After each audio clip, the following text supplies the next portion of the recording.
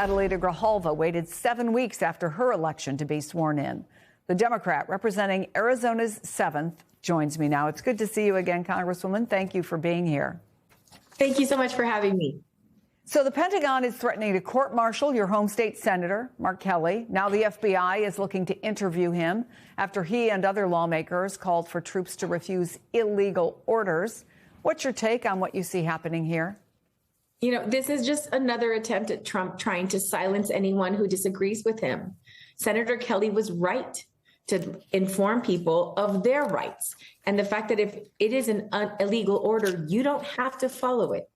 And for him to go after one of the most decorated members of our service branch, he did what, 39 tours? I mean, was in the space shuttle 4 times. I mean, his credentials are exemplary, and then continued to serve this country as a senator, my senator. And so for Trump to do this is just, it's unconscionable. And in a time where there's so much political violence, for him to encourage that is scary. And, you know, and remember, Senator Kelly is married to our former representative, Gabby Giffords, who was literally tried to be, the attempt to assassinate her is a fresh memory here in Tucson. And that's just an incredible amount of stress. As strong as they both are, no family should have to go through that, being targeted by the president of the United States. Well, it's worth mentioning here that all 6 of those folks who made that video have said that they and their families have received death threats. So let's talk about the other part of this, which is you finally did get sworn in, I think less than 2 weeks ago. And I know you have some ideas about how to prevent these delays, or at least try to prevent them from happening in the future. Tell us about that. And do you have other folks working with you to try to fix this?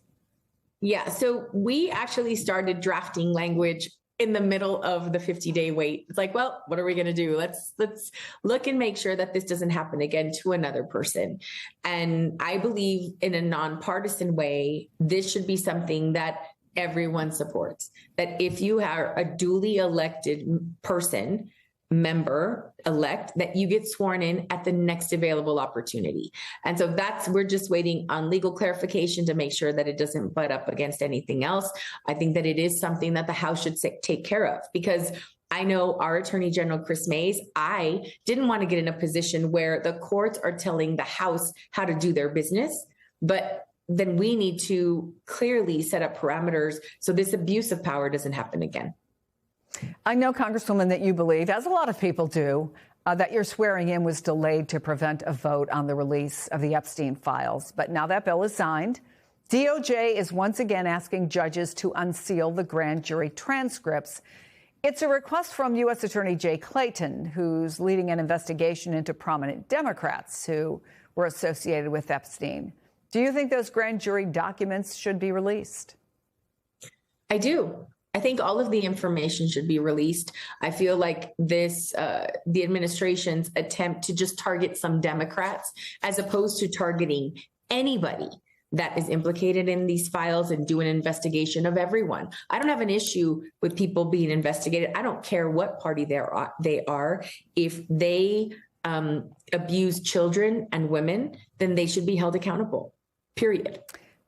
There's also some growing concern, and I'm sure you've heard it, that the DOJ will not meet the 30-day deadline to release all of the files. FBI Director Kash Patel was asked about that, so let me play it for you.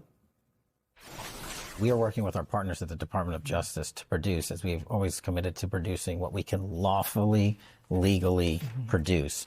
And we will continue to meet those metrics, reminding the public that there are court orders in place, protective orders, and orders to seal in place that legally prohibit the disclosure of information related to any investigation when there's a court order of that fashion. So we're working with DOJ to say if we can produce anything more. There are a number of people who heard that answer, who heard a lot of asterisks. Yes, we're going to release them, but... So I wonder how confident you are that the Trump administration will meet the deadline and will not try to withhold information, except that which is absolutely covered and should not be released or should be redacted? I'm very concerned that we're actually going to see any kind of transparency from this administration. If we remember, right before my swearing in, a representative that signed the discharge petition was pulled into the Situation Room at the White House. I mean, that is a level of intimidation from this administration that should be a concern to everyone, regardless of party. So this administration is going to do what they can, have done what they can.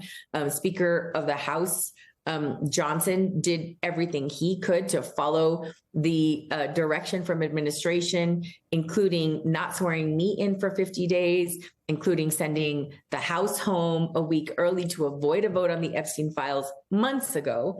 And remember that Trump made this a campaign issue. That's why this is a nonpartisan demand for transparency, because Trump said on day one, I'm going to release that information. Then he got into office, saw everything and thought, ooh, maybe not. Maybe I'll hold on to this information. And that's the only reason why we had this discharge petition. So in the end, what do you think is going to happen? Do you think at some point the American people, and we've only got 30 seconds left, but do you think the American people will get the real answer about what happened here? I hope so. I hope so. If it doesn't happen now, then hopefully when we get the House back in the midterms, that it will have an opportunity to do that then. More balance is better for our government.